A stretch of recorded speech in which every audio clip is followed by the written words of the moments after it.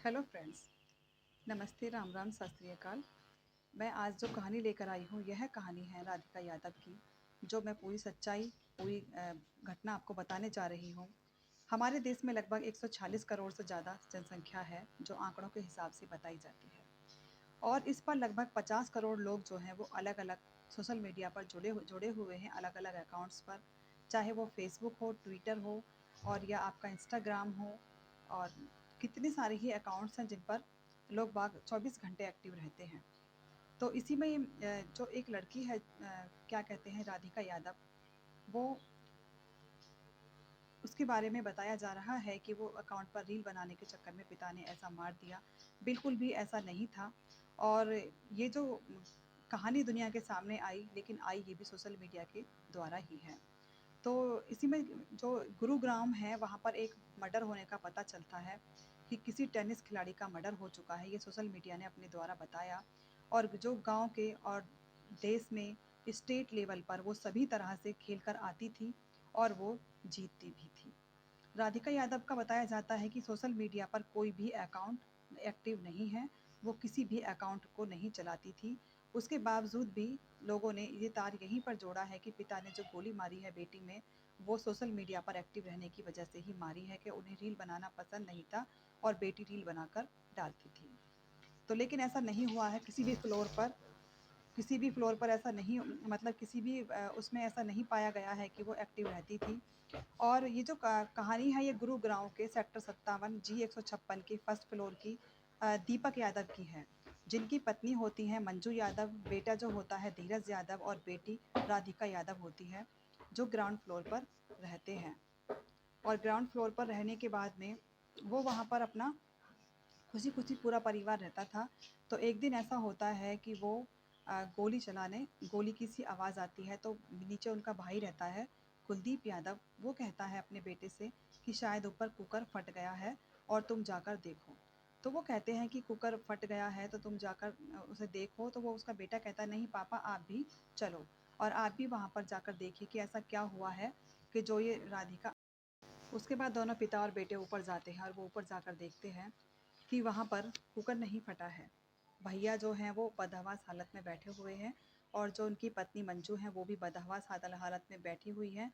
वो उन्हें बार-बार पूछते हैं कि भैया क्या हुआ है? भैया क्या बात हो गई? लेकिन कोई भी जवाब देने के मूड में वो ना तो भैया होते हैं और ना ही भाभी होती है। दोनों ही वो बहुत ज़्यादा दुखी और परेशान से बैठे हुए थे। तब वो नज़र उठाकर देखते हैं कि जो राधिका है वो ज़मीन पर पड़ी हुई है और उसको गोली लगी है, ब्लड बह रहा है।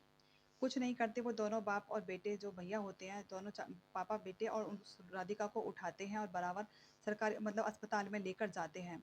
और ये जो घटना है 10 जुलाई 2025 की है, लगभग 10 बजे की है। और उसके बाद फिर वो हॉस्पिटल लेकर जाते हैं तो डॉक्टर्स कहते हैं कि अ, देख रहे हैं हम, शायद इसको ये मर चुकी है। उसके बाद में वो गोली निकालते हैं और गोली निकालने के बाद भी देखते हैं तो राधिका में कुछ नहीं बचा होता। तो वो पुलिस को भी फ़ोन कर देते हैं। जो एसएचओ थे विनोद कुमार, वो अपनी टीम को लेकर वहाँ आ जाते हैं। राधिका की जो उम्र होती है वो लगभग 25 साल की उम्र होती है। 57 प्रतियोगिताओं में उसने भाग लिया था और 18 गोल्ड मेडल वो जीत कर लाई थी। जब पिता को पुलिस अरेस्ट करके ले जाती है, वहाँ जाकर पूछताछ करती है कि तुमने अपनी बेटी, इतनी होनहार लड़की को, देश के भविष्य को इस तरह से 2 मिनट में गोली मारकर एक देश का होनहार तुमने इंसान ख़त्म कर दिया, तो क्यों किया? पिता के कहने के मुताबिक पिता कहते हैं कि जब मैं वजीराबाद में दूध लेने जाता था, तो लोग मेरे पर छींटाकसी कसते थे और कहते थे कि तुम्हारी बेटी की उम्र 25 साल हो चुकी है और तुम अपनी बेटी की कमाई खा रहे हो, तुम्हें शर्म नहीं आती, तुम अपनी बेटी की शादी क्यों नहीं कर देते? और बेटी की कमाई तुमने कितने साल से खा ली? वो दुखी और परेशान व्यक्ति वहाँ से चुपचाप चला आता, जिसका कि जो बिज़नेस था वो कई करोड़ का था।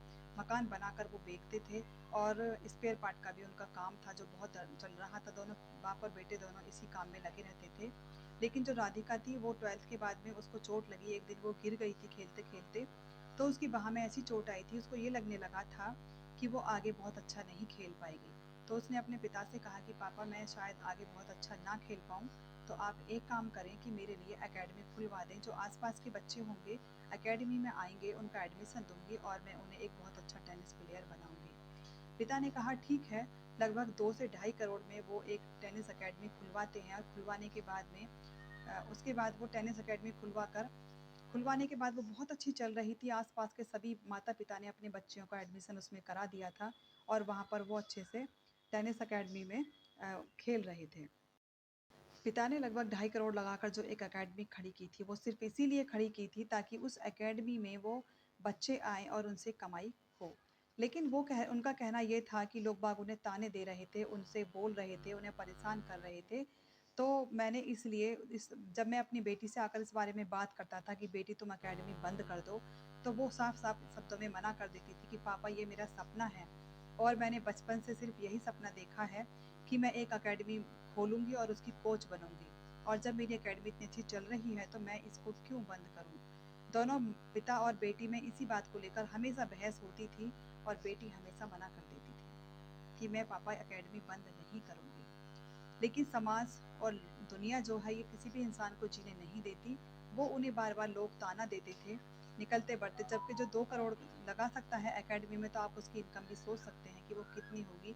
लेकिन अभी तक भी सच्चाई पूरी तरह से खुलकर सामने नहीं आई है कि अगर उन्हें इतना ऐतराज़ था अकेडमी से, तो उन्होंने फिर इतना पैसा लगाया ही क्यों? 2 से ढाई करोड़ रुपए अकेडमी खोलने में लगाए क्यों? जबकि वो इतनी अकेडमी अच्छी चल रही थी कि उसमें काफ़ी बच्चे थे जो टेनिस खेलने के लिए वहाँ पर आते थे और राधिका ही उनकी कोच थी जो बहुत अच्छा उन्हें सिखाती थी। इसके बाद में फिर वो कह रहे थे कि सुबह-सुबह लगभग 10 बजे पिता ने बताया कि हमारी इसी बात पर बहस हुई थी कि तुम अकेडमी बंद कर रही हो या नहीं, लेकिन राधिका ने तब भी साफ शब्दों में मना कर दिया था कि मैं अकेडमी को बंद नहीं करूँगी। इसी बात पर दोनों के बीच काफ़ी नाराज़गी हुई और नाराज़गी होने के बाद पिता ने अपनी लाइसेंस से रिवॉल्वर निकाली और 5 गोलियाँ अपनी बेटी को मारी, जो 3 गोलियाँ राधिका में लग गई थीं और 2 गोलियाँ इधर से उधर निकल गई थीं।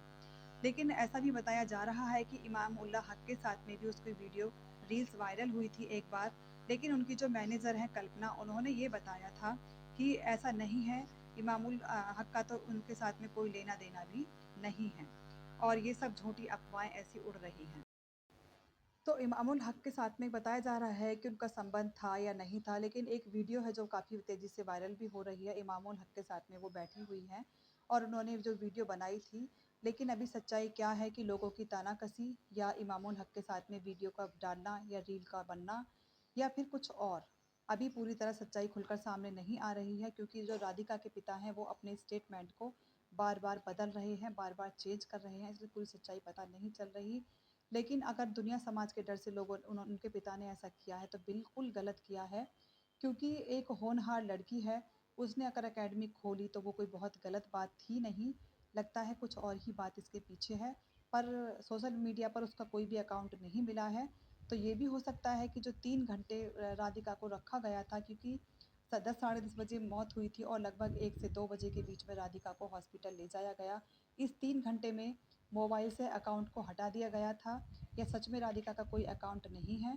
पूरी जानकारी अभी नहीं मिल पा रही है कि राधिका के मारने के पीछे क्या हाथ है। लेकिन एक होनहार इंसान दुनिया से विदा हो गया है, चला गया है, जिसके लिए हमें बहुत ही खेद है। और अगर कहानी को मैं सुनाकर किसी को परेशान करना नहीं चाहती, सिर्फ़ इतना है कि जागरूक रहिए, सतर्क रहिए, सावधान रहिए। अच्छी लगे कहानी तो चैनल को लाइक, सब्सक्राइब एंड शेयर कीजिएगा। Thank you and have a nice day.